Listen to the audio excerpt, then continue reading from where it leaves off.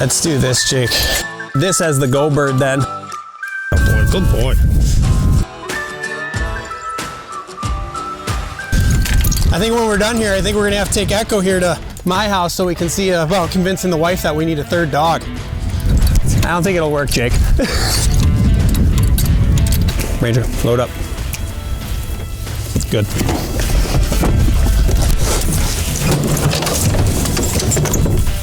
Yeah, get it out of your system now.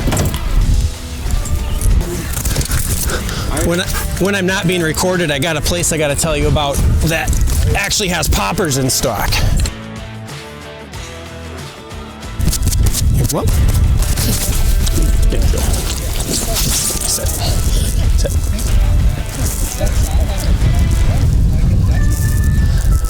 Number one bird, Jake, just to try and throw it out a little further. So we'll see what happens. You want to run the wingers? What do you want? We'll do 1, 2, 3. We'll run it as a triple. Good. Sit. Sit.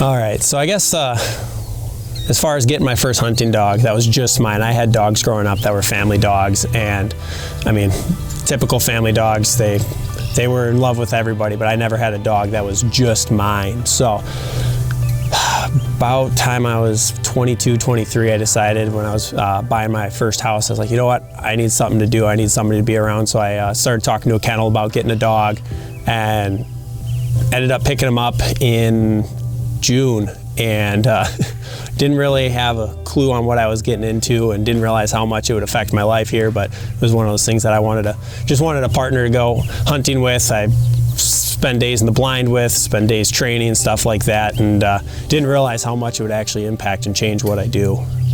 So a few months after I got Maverick, I met my now wife, Sarah, and after dating for 11 months, we decided that we were gonna get a second dog who is actually a full blood brother to Maverick, so just same parents, different litter type deal, and she didn't know that there was gonna be a ring on that collar.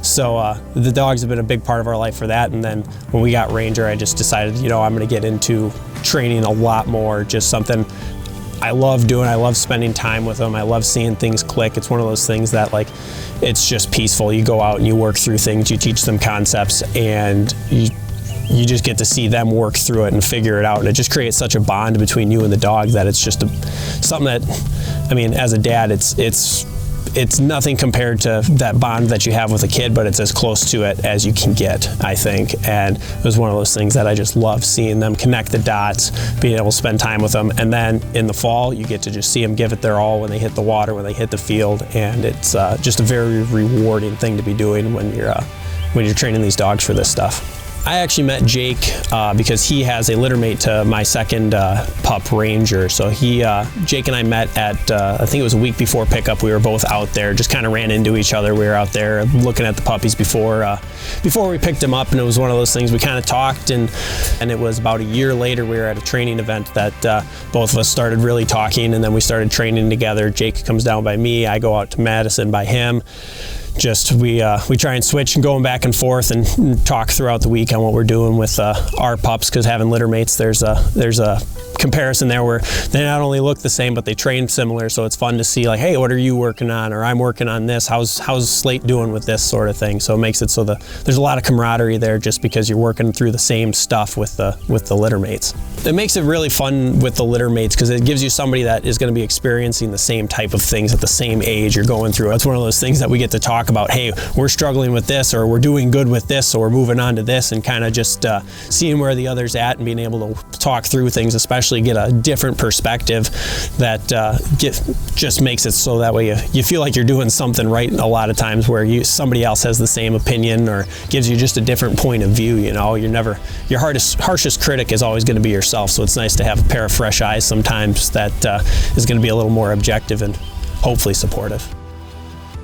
I mean, I owe my dogs like everything in my life, because my dogs are the reason that I met my wife. I mean, they're the reason that I have my kid or kids, any future kids, anything like that. I mean, I owe it to them.